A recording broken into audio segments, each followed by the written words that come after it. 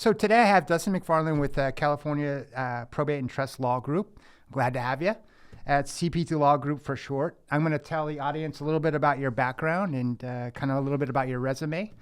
And so education, I'll start with education. Let's start there. So you have a BS in administration. You have your law degree. You got that in 2008. And you passed the state bar in 2009. So it's been about 14 years since you've been an attorney? Yeah, 2008 I passed the state bar. Yeah. Okay. I got licensed in 2009. Okay. I didn't think I was going to pass, so I didn't fill out all the paperwork. So it took me a little while the passing was a surprise. So some of the associations and affiliations that obviously that you're associated with is the Sacramento Bar Association, Sacramento Estate Planning Council, South Placer Estate Planning Council, Alzheimer's Association, Boy Scouts of America, and you specialize in actually estate planning, trust, and probate law by the State Bar of California, and that's like a very rare distinction. There's about 2% of attorneys that are actually certified specialists. So all three attorneys in my office, me and the other two, are all certified specialists. Really? Yeah. Okay. Does that take like an extra time, or is it just? You got to pass a test. Okay. You got to prove. You have to have at least 5 years of experience doing this, and then you have to prove to the State Bar that you've done certain threshold things, in a wide variety of estate planning and probate matters. Okay. And then you have to take a test and get letters of recommendation. And yeah, it's a process. And most attorneys just don't want to, first of all, they don't have the experience. Right. They just kind of either get in their niche or they practice door law, which is you do whatever walks in the door to. So before you take this test, you actually have to have some experience. You can't even take it unless you've been licensed a minimum of 5 years. Oh, wow. And then it's like you have to have a certain number of different types of cases: conservatorships, guardianships, tax cases, estate planning cases, probate cases.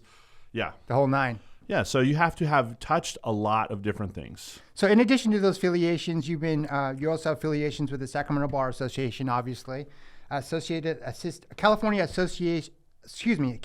Assisted Living Association, and Aging Services. So we've been involved with those. I don't do so much with those right now, and mostly that's because of the legislation changes in California. The elder law component of the practice has kind of changed. So, okay.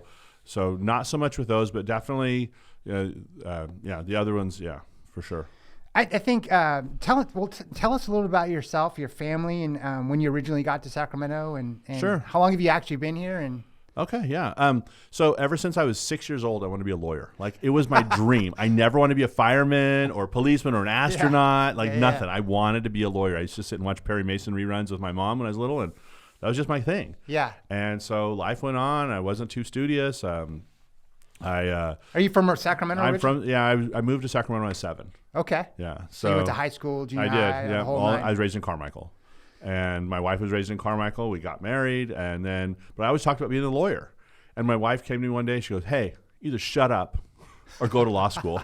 Really? Yeah. And so you were actually married when you became a lawyer? I did. I was. Yeah. So I did my undergrad at night school because I wanted to be a lawyer. Then I did law school at night school because I wanted to be a lawyer. Yeah. And then I've been doing this. I mean, I was in night school the first 9 of the first 10 years of my marriage. Oh, wow. And then I passed the bar first try. I wasn't, like I said, I was not expecting to pass the bar. I'm like, this is too hard. I went to night school. Like this, I'm going to take a couple. I thought the bar was going to be like tipping over a vending machine. Like, got to get it rocking first. You got to take a few pushes.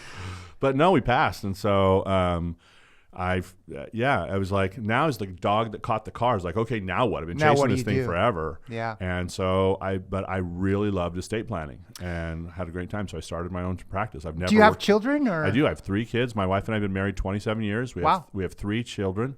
My oldest daughter, she's 23. She actually works in the firm. A lot of times if you call, she'll answer the phone. My son is 21, and he's actually going to real estate school in the real estate program right now. There you go. And then the baby, she is almost 16. She'll have her driver's license soon, and she'll be a sophomore at Del Oro. That's fantastic. So yeah, we've been here a long time. So what actually drew you to a life of service? Like, what was that one thing? I know you said when you were a kid you wanted to become a lawyer, but was there one distinction that actually said, I want to help people. I want to become a lawyer and do this? So I think first of all, it's my faith, right? Like, I was raised, I was raised with religion as a big part of my life, and so you're always serving others, right? Mm-hmm. do unto others, help others. Right. There's a scripture, when you're in the service of your fellow beings, you're only in the service of your God. And so you're like, I was just raised with that. So that's kind of part of who I am. But more than that, my job that I had before this, I would get I made good money. Like, it was a good gig. I hated it. And I hated it because I would come home and say, it doesn't matter what I do. Yeah. Like, the people don't care. The businesses are going to go on with or without me. Right. Like, it just doesn't, nobody's life is really all that much better. And so I was just always so discouraged. I did that job for 14 years and it was good in the beginning, but you just get to where I didn't realize what I was doing, and I hated it, and I wasn't helping anyone. So I had read in your bio, and I hope this isn't the job, but I had read in your bio. Don't say the name of the company, though. Okay. I had read in your bio that you were actually that you were in long-term care service, actually. Yeah. So I sold medical supplies to nursing homes. Okay. And we did we kind of just handled the contracts. Okay.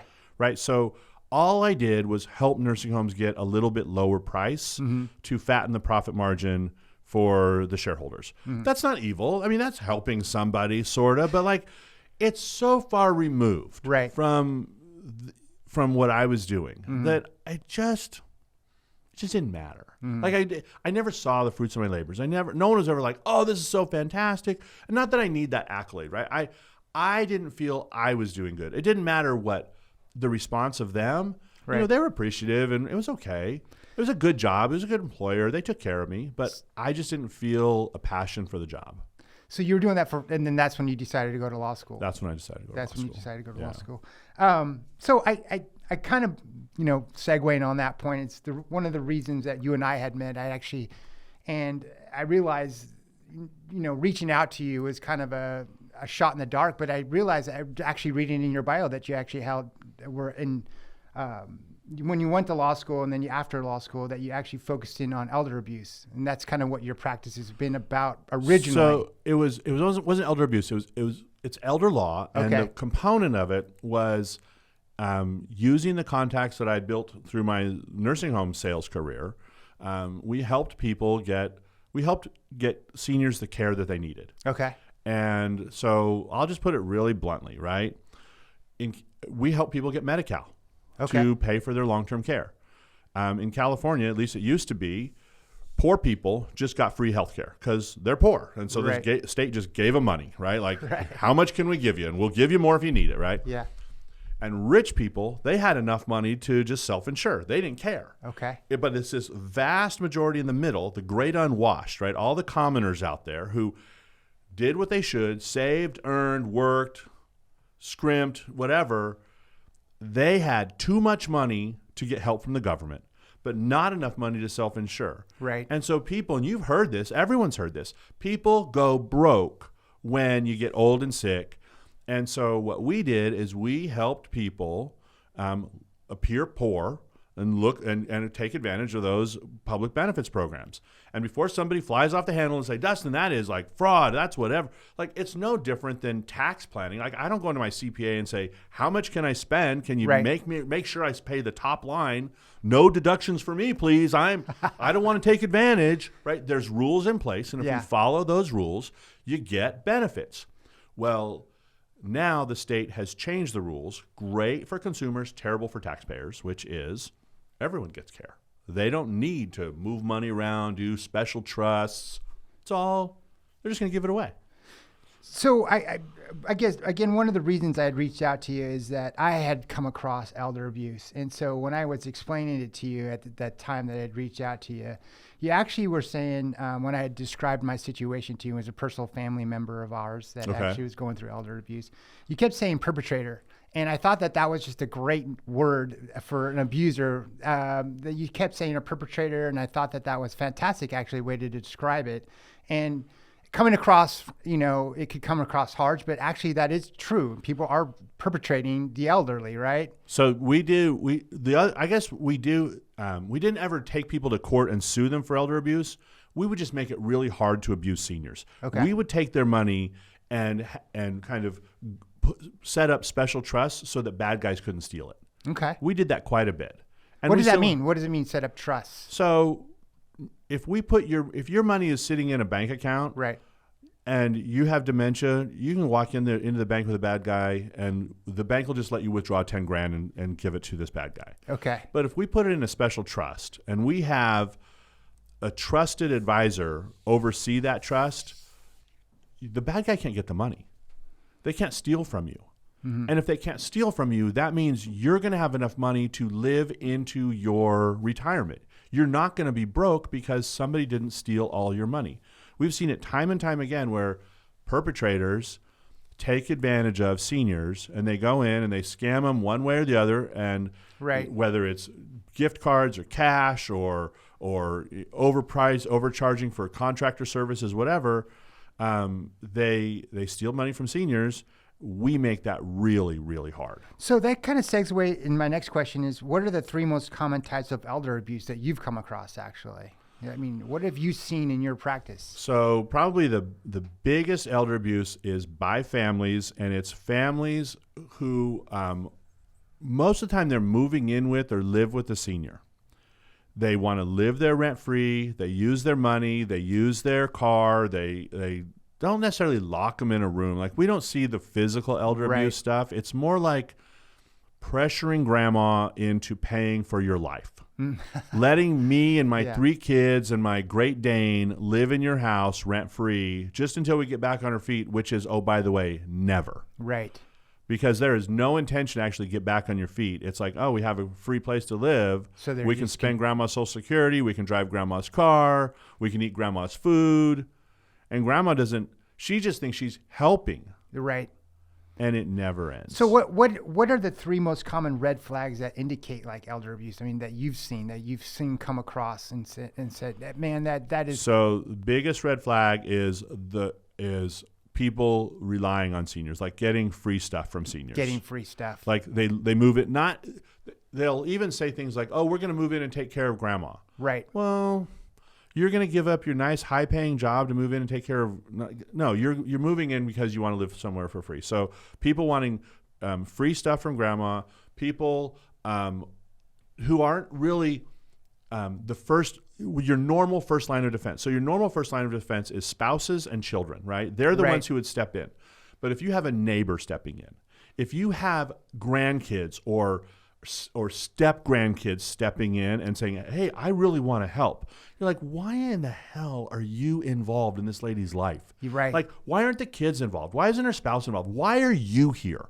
Well, the kids are terrible. I'm her neighbor, and I've seen her. I've known her for 25 years, and the kids are just like, you're not the right person to be here. So free stuff from seniors, the wrong people involved, and I would just say the last one is probably just finding people who are kind of confused. I mean, most seniors are easy to bamboozle anyway, right?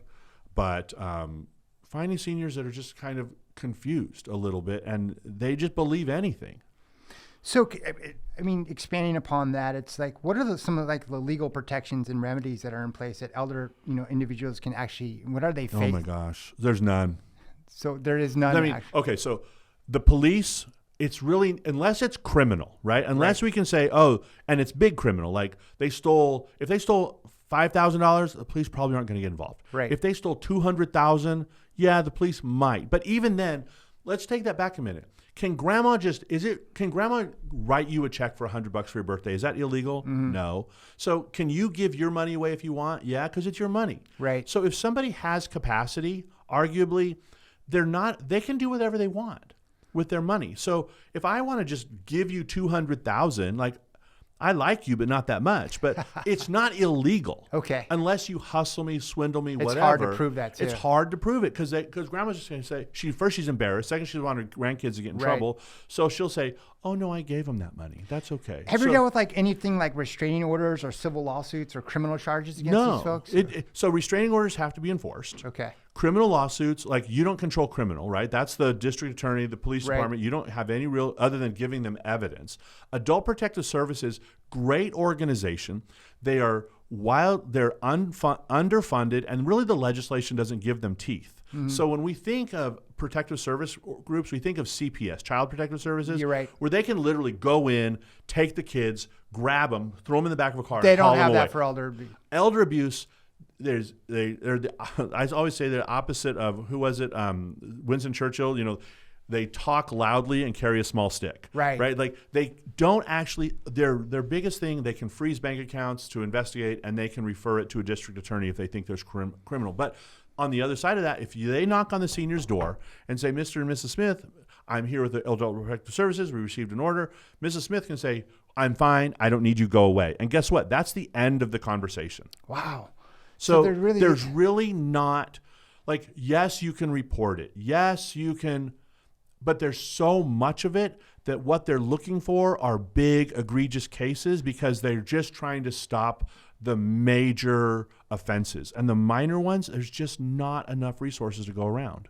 So this kind of bleeds into what you do, actually. And so basically estate planning, right? So how in estate planning, how can you actually protect yourself as an elder, as a family member, as your caregiver, as your caretakers? How do you actually caretakers, yeah, we don't like them. How do you how do you put that into your estate plan? So what we so do, that you don't get abused. No, absolutely. So first of all, we have to find somebody who's trustworthy. Right. Like that, you have to have at least one person in your life. And so what we do now is when somebody comes in, and they could be 70, 80, even 90 years old, but they still have their marbles. They don't need help. Right. That's when you want to get started doing this. Like, you don't want to call, you don't want to try to buy fire insurance after the fire starts, right? So before you need it, we change your trust and we add that trusted child, that nephew, somebody that first doesn't need your money, second, has your best interest, third, we know is going to help protect you, and we add them as a co-trustee, or maybe the trustee. And then we go around and literally someone from my office goes to the bank and the financial advisor and the investment guy and the broker, whatever, and we add them on all of the accounts as a co-trustee. Now, first of all, that person has a fiduciary duty, a legal obligation to take care of the senior. Right. But second, now we have more importantly, we have another set of eyes on it. So if an account drops from $100,000 to $50,000 in a month, somebody else is going to get a notice and say, "What the hell just happened? Right. Where did that money go?" And so we add. So now we have, say, a sentry at the gate. We have a guard at the gate. Before, we just had the little old lady who could be bamboozled like that. So what are some of the legal documents that you actually put in place? Or is it like power of attorney, healthcare advance directives? So it's the same legal documents that's why all attorneys aren't created equal. It's still a trust, right? Right. But it's a trust that we write to give that second trust. First of all, we encourage, add a second trustee, and let's get somebody younger, more with it, who can use technology, who can get set up notices, who can monitor things. Let's get a second trustee in here who can help take care of you. Oh, okay, let's do that. And then, but it's a trust, and it is definitely a power of attorney. So then we go down to the 401k. It's implementing, right? The implementation is more important than the documents. I mean, if you don't implement this stuff, then they just don't work. Mm-hmm. And so not only do we write the trust, how do you get around taking grandma or grandpa to go look at, for example, going to your law group, right, and saying, "Hey, look, I want grandma and grandpa to do this, but but it doesn't look like I'm trying to benefit myself. It's just really just, they got to pass a smell test. Exactly. First of all. That's, do you have a smell test where I come in and take grandma? It's like, hey, sign this. This is going to be great for you. So but there's also some objective criteria, right? If the person coming in doesn't have a job, if they're driving a car with, different colored doors, all dented up and rusted, and, wheels are half inflated, like, that person's not going to, they're just not going to get in, right? We want to work with people who don't need mom's money or grandma's money. Makes sense. Right? They have their own job. They have their own car. They have their own 401k.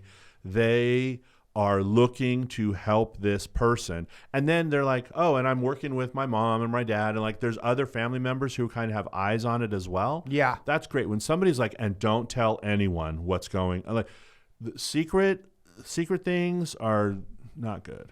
So what, in the sense of moral obligation, what moral obligations do I have as a person to basically report this abuse? I mean, I've come across it, or you come across things and you're just like, you hide your head, or you put your you don't want to be bothered by it. But what it's a tough call. Like I won't go I'm into seeing maybe abuse across the street, but I don't want to. Man, I'm not quite sure.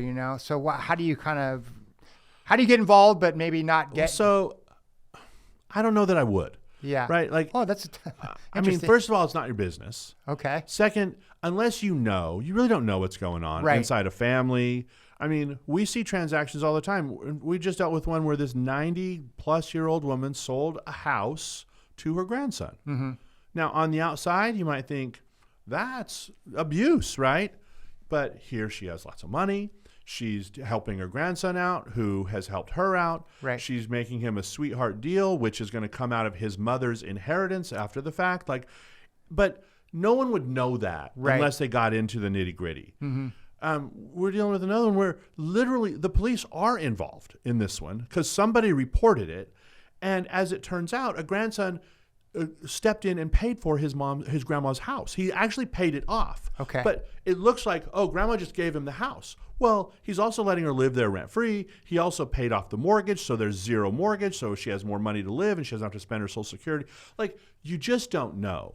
So unless you know, like, it doesn't hurt to call. But who are you going to call? You can call Adult Protective Services. They'll come out and investigate. That was one of my questions. That's who you call, right? Okay. The police really don't do any. Now, if you see somebody punching grandma, right. Like we did have a client. He was a grumpy old man. He was an SOB. And he pissed somebody off at the grocery store. And that person in the grocery store followed him home, raced in the garage, and beat the hell out of this old man. Oh, wow.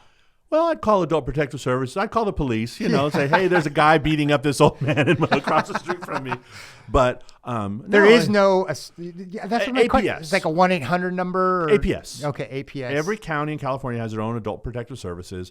If you really think there's abuse going on, but you just don't, and my point with those other stories is, you don't know what's going on in the family. It's not always abuse. Mm-hmm. It's not really what it seems. And you don't know, right? You're just the neighbor. You don't know what's going on, nor should you. Like, it's not your business. Going down that line, what are some of the biggest challenges or obstacles you see prosecuting elder abuse? And I guess it was just because you just don't know. Well, so I don't do this type of. So there are attorneys out there who are suing companies, suing individuals for elder abuse. Mm-hmm. So I really don't chase that down, and they would probably have a different answer.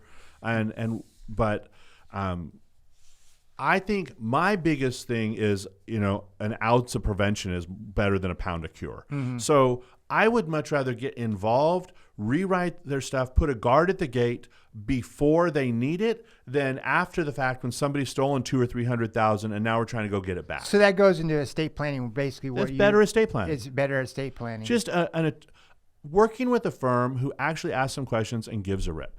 Right, like I'm happy. There's so many guys out there who will just tell me the steps that you would bring grandma in, or just anyone that would come in and do an estate planning. How many times does it come in to actually talk to you? What are the actual steps? I mean, our process includes about 6 or 7. I mean, depends if we do more of them at once, but they come into the office probably 5 times. 5 times, probably. Okay. And the first one is just an initial consultation. Really, it's to see if they like us and we like them. Right.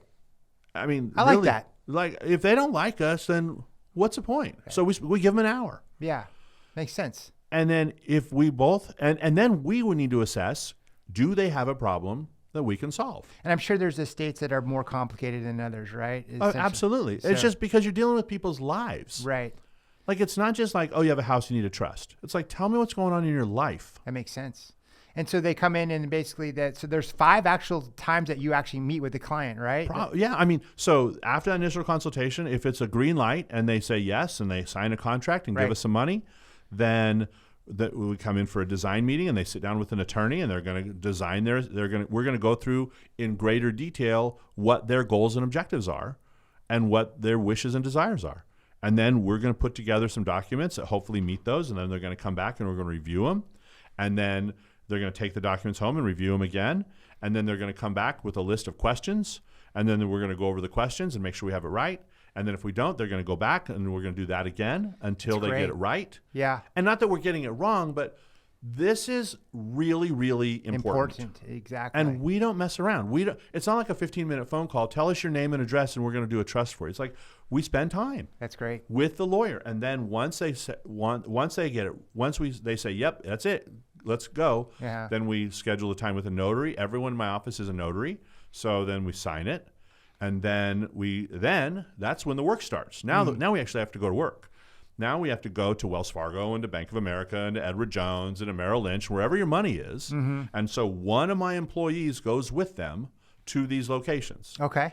And then physical employee goes with them. Yes. That's fantastic. A real live person. Allie goes with them. And she schedules the appointment. She fills out the paperwork. She knows the bankers. She sits down with them. Maybe 2 or 3 hours she has to sit there. Because the banks are slow. So you're very, as a law group, and I don't come across this a lot. You're very hands-on with your clients. We even notice nobody does this. We even notice the home insurance company, homeowners insurance, and make sure to add the trust as an additional insured. Because the worst thing that would happen is that house burns down, and they say, "Oh, well, we don't want to pay because it's in a trust. It's not to the individual." Interesting. So we want to make sure this works. Right. It doesn't work if it.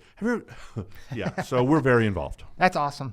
Let's go back to elder abuse a little bit. Do you have a personal success story that you were actually involved with, that you actually were able to either, have a remedy for it, or actually kind of, Yeah. So it's so that same strategy. So we were working with this woman. Tell me about that. Like, how did you come up with a trust or someone that protected someone from actually being abused or something in that manner? It's similar to, we know how to draft irrevocable trusts, right? And so, we know how to draft trusts, and we're good. Explain what irrevocable and revocable trusts are. I think just for this, so for this purpose, a revocable trust, you as the person who creates a trust have full access to the assets, and you can change it, modify it, spend the money, whatever. As you're living. An irrevocable trust, in this case, we used it because the person who was drafting it, who was creating it, she was recently diagnosed with memory loss, and she wasn't full blown. Like, she still knew what was going on, but it was going to decline. We knew it. Right. So we knew that she was going to be at risk in the near future. And she lived alone, and her daughter lived out of town and came in once a month for about 3 or 4 days and bought groceries for the month and whatever, and just made sure things were going well. Well, a plumber came over and did some work on the house and realized there was this old lady living alone who had the early onset dementia. So he became her new best friend. He got a key to the house. He came over every day after work. He would go through her mail. He would take her to the bank, and she would withdraw money and give it to him. And that went on for like 2 or 3 months. And so the daughter came home one day, went through the mail, realized, A, that there was open mail, and usually mom didn't do it. He was manipulating his way in. Oh, my gosh. And second, there was a lot of money missing out of the bank. Okay. And so she called us. We went over there, and in about 24 or 48 hours, we had changed the locks. We had moved the bank account to a different bank. We did a trust and moved all the money into a trust that only the daughter could control. The mom didn't. And interesting. We moved everything. Yeah. And so he came back, he knocked on the door, his key didn't work. And then we put a Ring camera on the front. So the daughter answered the door. She's like, "Get the F off my property. I've called the police, blah, blah, blah." We made the police. We actually called Adult Protective Services and told them what we did, so that because he was going to call and say, "Someone stole this lady." He did. He made a report, but we got to it first. So he was trying to pretend like he was actually the one saving grandma, but he was actually the perpetrator. Right. And so, they never caught him. He was like, they could, because she gave him the money. That's interesting. And that was a really, she gave him the money. Yeah. That's crazy. That's insane. It's just, like I said, I had come across an elder abuse case personally, and so that's why I'd actually reached out to you initially. So I had brushed up against this, and I just didn't know who to turn to. So it was like almost, when you feel like it's almost you're misunderstood, or you just don't know how to explain it, or it's actually this is something that's real. So I think that's why I wanted to focus on this today, is kind of bring a spotlight to it, because I don't think there is a lot of spotlight to it when there is actual grandmas getting abused or grandpa or something like that. No, it's really real. That Netflix movie, the I Care a Lot. Yeah. So dead on. That happens all the time. Right. Man, that's interesting. So if if folks want to get a hold of you and they actually want a good estate plan attorney, which you are, if they want a good, trust, who do they contact? How would someone get a hold of you? They can reach out to my office. The secretary will take their name and number. We'll set an appointment. They can sit down with me. What's that number? 866-400-0058. Fantastic. Would you have an email address? Just info@cpt.law. That's Charlie Paul Thomas. That's awesome. Thank you for coming today. Yeah, absolutely. I appreciate you. it. Thank you for your time. Yeah, I enjoyed being here. Yeah, thank you. Thanks, Rob. All right, man.